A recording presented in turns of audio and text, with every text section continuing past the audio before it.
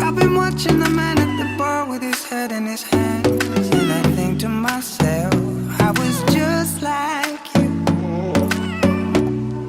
I can see the... Hey guys, it's Tracy. Welcome back to More Beauty. Today I'm doing a get ready with me. It's actually morning and I just got ready. So I'm going to take you through the basics that I do to look bright and awake in the morning. There's actually a huge difference between what I look like without makeup and what I look like with just the basics. And a lot of people wonder, how do you make that transformation so quick, and how do you just get your face to pop in like 10 minutes? And I just, I do some, certain tricks that I've learned along the way. You might be going to school, you might be going to work, but regardless, we, for some reason, can never find the time, and we're always rushing in the morning. And I totally understand that, but we still want to look good. So I'm going to take you through my morning routine that is really quick and easy, and is really effective to make you look bright and pop in the morning, which is what we all want, right? Okay, so I'm just going to get started. Before starting any makeup look, you definitely need to start with a moisturizer. It's really going to set you up to have a really flawless finish and look alive for sure.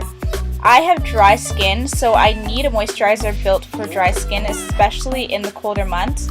When choosing your moisturizer, make sure you choose one that is geared toward your skin type. Next, I'm using Smashbox's Photo Finish Primer. A lot of people think primer is not necessary, but primer allows your makeup to last longer and for it to go on smoother.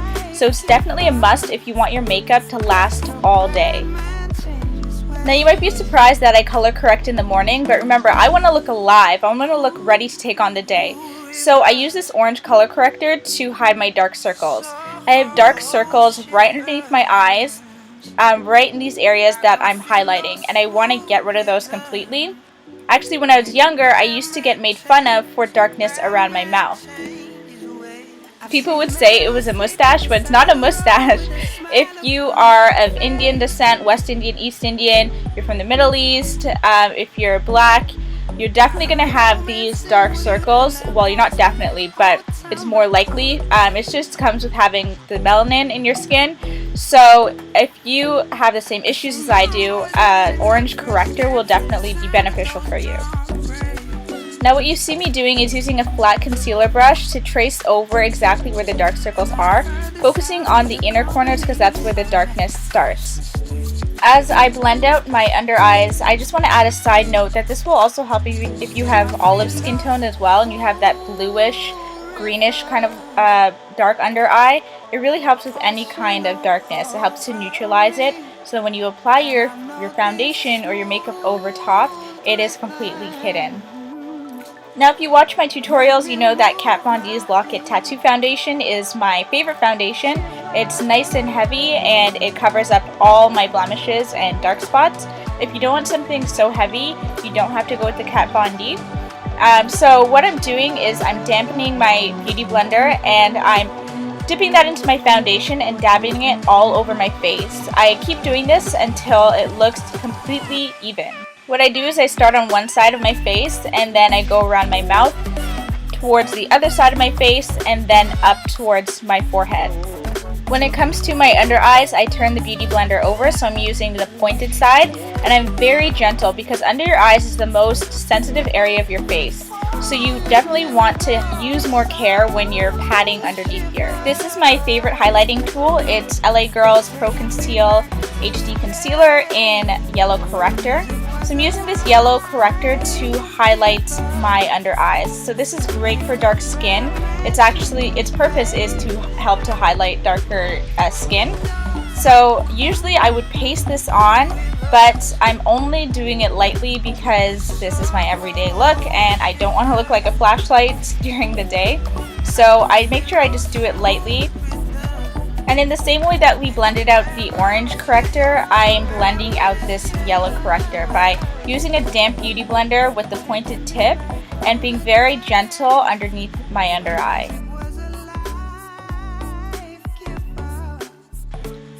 Next, I'm going to set with Ben Nye's Luxury Banana Powder, and you may ask, why would somebody need to set their under eyes? Well, the reason is, as you can see, there are still some deep lines underneath my eyes.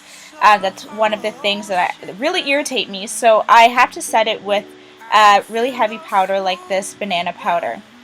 So I apply it with my beauty blender, make sure my beauty blender is dry, and then I apply it under my eyes and also my chin just for that highlight.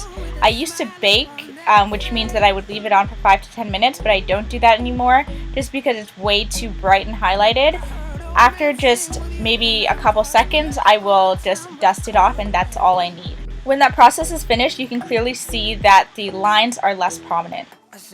This tutorial is all about looking awake and alive, so highlighting is definitely important. I use my NYX Born to Glow liquid illuminator in these key areas, the tops of my cheekbones, down the center of my nose, and the tops of my eyebrows.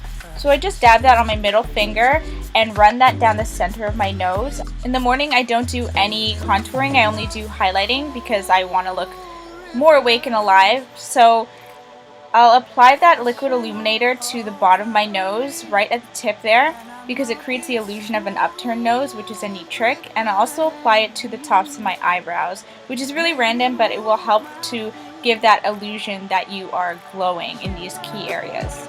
Now I set everything in with my Estee Lauder Double Matte Pressed Powder. To really accentuate the highlight, I'm using Becca's highlighter in Champagne Pop, and I'm using a fan brush going over all of the areas that we use the liquid illuminator in first, and that's when you're really going to see that highlight pop. Some people do it really extra. I'm one of those people, so it depends on how light or heavy you want to go with the highlight. I never leave my house without blush. I'm using this blush palette that I got from my local beauty supply, aka the hair store.